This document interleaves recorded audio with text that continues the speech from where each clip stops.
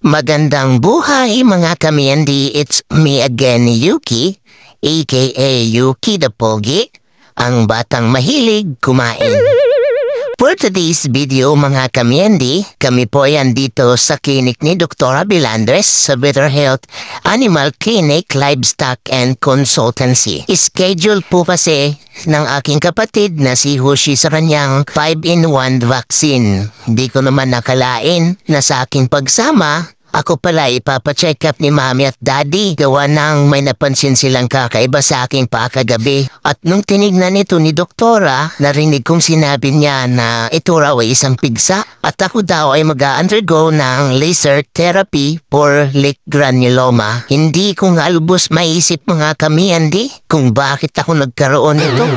Iyang pagkakaalam ko, si Daddy itong 3 beses nang nagkapigsa sa amin. Ay, sorry na, Di.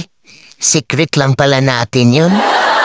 At ito na nga, mga kamiyandi, susutan na nga ako ni Doktora ng shade dahil magsisimula na daw yung therapy ko. Siya nga pala, mga kamiyandi, matatagpuan yung clinic nila Doktora Bilandres sa address na to.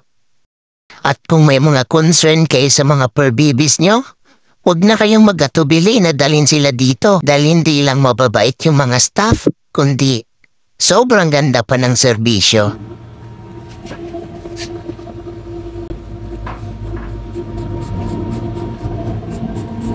Bagay na bagay lang pala sa'yo naka-shades eh. Oh. Talong pumogi oh. Saglit lang po.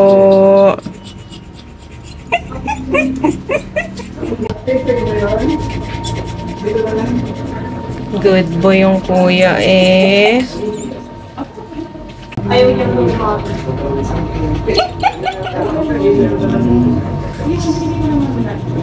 ano yung ano yung pinagdal sa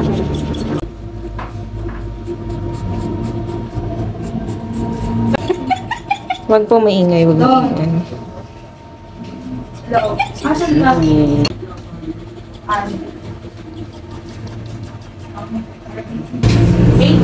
Malapit na po. Ma'am, yung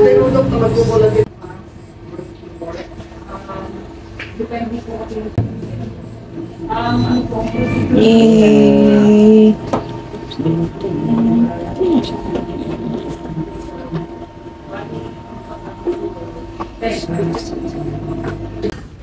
Tinubuan ng pigsa.